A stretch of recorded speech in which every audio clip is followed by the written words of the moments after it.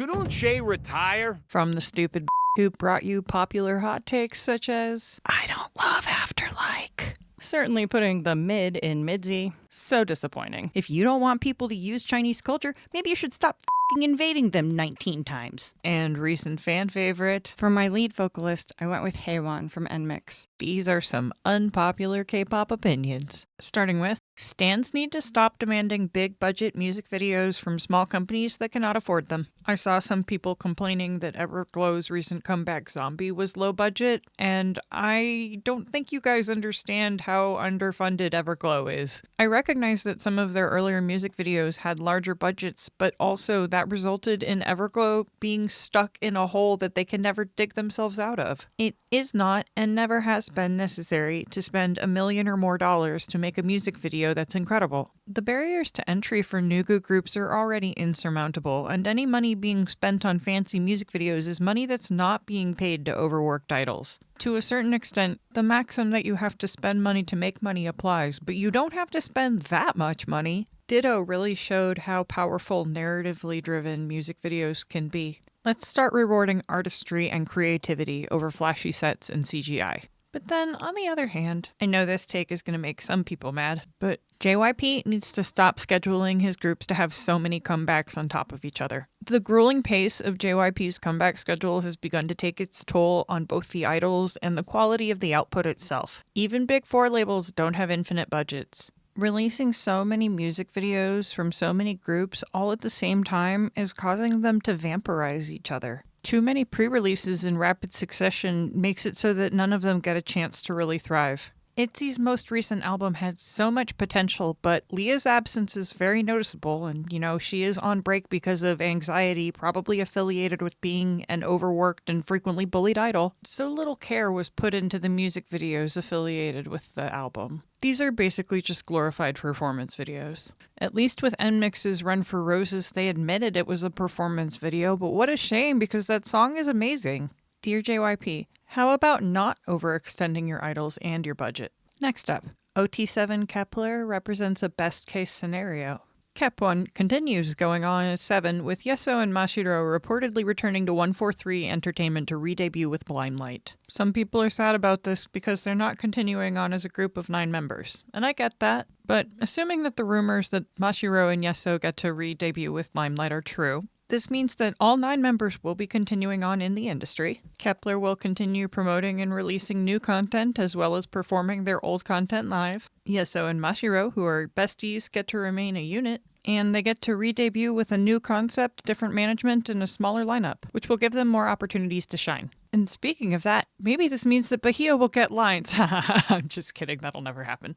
I say congratulations to all 9 members and wish them the best in their next chapter. Next, the Asian Grammy Awards are a scam. If you didn't hear, the folks at the Grammy Awards are going to start a new Asian Grammy Awards ceremony to celebrate Asian artists. Literally no one asked for this shameless cash grab. There is already an ample supply of basically meaningless awards being given out at Asia-specific awards shows every season. They may try to market this as a way to celebrate Asian artists, but to me it seems more likely that it's a way to segment them from the rest of the Grammys so that Western artists don't have to compete against them. I guess I don't blame them. Would you want to compete against Jungkook? I would not. Too bad for them, K-pop already has way more than enough crappy awards shows. The Hanteo Music Awards 2024 shall forever live in infamy. Look it up if you don't know. Either way, do not support this crap. Then we've got B-Lift is absolutely right about how the industry is full of examples of similar dance moves, and they were absolutely 100% dead wrong to put that video out. Defending Islet. Trust me, speaking as somebody who was mercilessly bullied basically her entire school life, the worst thing you can do when you're being bullied is engage with the bully to prove them wrong. Even if you are technically correct, which is the best kind of correct, sometimes the best thing you can do is actually just to leave it alone and keep your mouth shut. By re-engaging and putting Islet back in the news, you're not doing them any favors whatsoever. There are literally no winners in the Min hee-jin Ban si-hyuk hype drama. Every single person caught in that crossfire looks messy as hell right now. I continue to be blown away by the way that Min Hee-jin really looked at the total hornet's nest of drama at SM Entertainment in 23 and said, "Hold my shouju." The notion that any publicity is good publicity is just something that someone in the middle of a PR disaster tells themselves to sleep at night. No amount of publicity could justify the emotional toll that it's taking on the idols. B-Lift needs to stop engaging with this drama immediately. They have absolutely nothing to gain.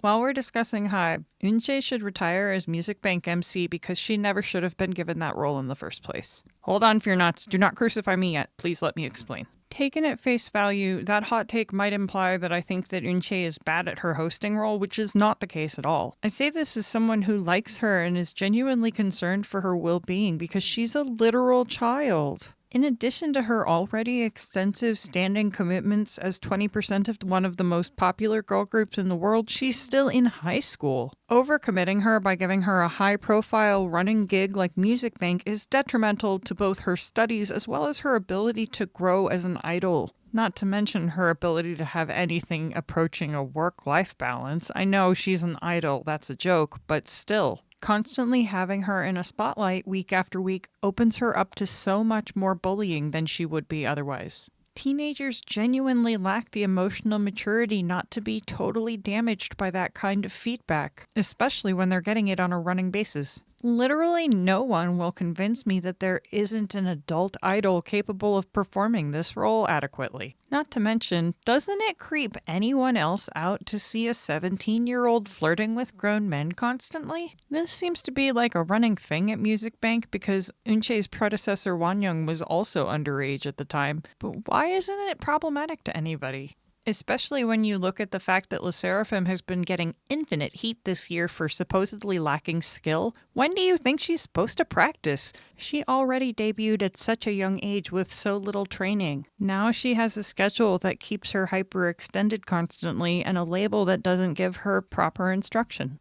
Replace Eunchae with a legal adult, both for her own benefit as well as because giving her male co-stars more than half a decade her senior is creepy. I don't know, what do you think? I'm definitely open to being wrong about any of the perspectives that I shared here today, so if you beg to differ or if you agree, please let me know in the comments and I'd love to have a discussion. I always reserve my right to be wrong and to be corrected. Being proven wrong gives me an opportunity to learn something new, and that's my favorite thing to do. I know this episode is a little different from my typical format, but YouTube Studio kept suggesting that I make an unpopular opinions video because evidently they're very popular, and that's hilarious. On the bright side, at least I didn't subject you to 8 minutes of text-to-speech, so there's always that. I'm also working on a video about New Jeans' Right Now that I was hoping to get out this week, but that one's going to be a doozy, so you're going to have to wait a couple more days. Make sure you hit the subscribe button if you want to be tuned in when it happens. Anyway, thanks for watching.